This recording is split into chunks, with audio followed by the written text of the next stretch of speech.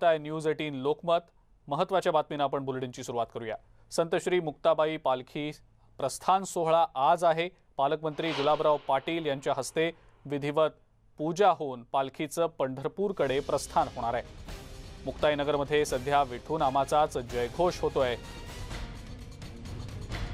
मुक्ताईनगर इथल्या तापी तीरावर असलेल्या मुक्ताई मंदिरातून संत श्री मुक्ताबाईंच्या पालखीचा प्रस्थान सोहळा थोड्याच वेळात सुरू होणार आहे।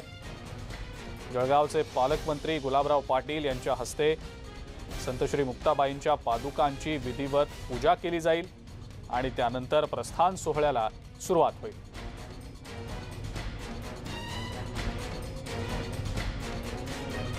मुक्ताईनगरमध्ये विठू नामाचाच जयघोष सध्या सुरू आहे।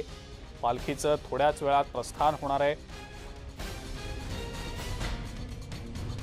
पंढरपूरच्या दिशेने हे प्रस्थान होण्याआधी जळगाव जिल्ह्याचे पालकमंत्री गुलाबराव पाटील यांच्या हस्ते पालखीची पादुकांची विधिवत पूजा केली जाईल।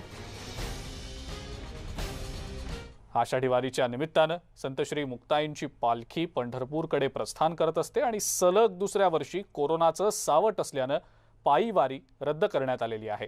परंपरा जोपासण्यासाठी दरवर्षीप्रमाणे ज्येष्ठ शुक्ल पंचमीला पालखी प्रस्थान करेल। कोथळी इथल्या समाधी स्थळावरून प्रस्थान ही पालखी करेल आणि मुक्ताईनगर इथल्या नव्या मुक्ताई मंदिरात शासनाच्या पुढील आदेशापर्यंत पालखी सोहळा इथंच विसावा घेणार आहे। त्यानंतर मुक्ताईंच्या पादुका एसटी द्वारे पंढरपूरकडे प्रस्थान करतील।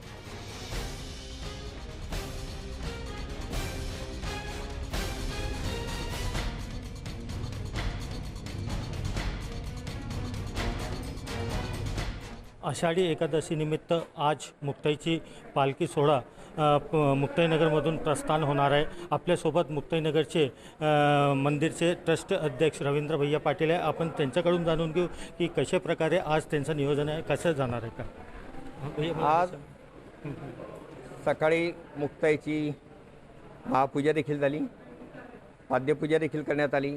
अनेक भाविक मंडळांनी त्यामध्ये लाभ घेतलेला आहे। 11 वाजता या राज्याचे जलसंपदा, या राज्याचे पाणीपुरवठा मंत्री, आपल्या जिल्ह्याचे पालकमंत्री माननीय नामदार गुलाबराव पाटील, आमचे ज्येष्ठ नेते माननीय एकनाथरावजी खडसे साहेब, खासदार रक्षाताई, आमदार चंद्रकांत पाटील यांच्या उपस्थितीत महाआरती होऊन पालखीचं प्रस्थान होईल। तत्पूर्वी भजन कीर्तन जे आमच्या रूढी परंपरा आहे त्या पद्धतीने या ठिकाणी सोहळा संपन्न होईल। इथून नवीन मंदिरावर आम्ही त्या ठिकाणी पायी जाणार आहोत। इकडनं जे मुक्ताई समाधी मंदिरापासून ते नवीन मुक्ताई मंदिरपर्यंत पायीवारी जाणार आहे। पायी जुने मंदिर ते नवीन मंदिर आम्ही पायी प्रवास करणार आहोत। काही प्रशासनाच्या अडचणी असल्यास आम्ही बसने, गाडीतून प्रवास करू।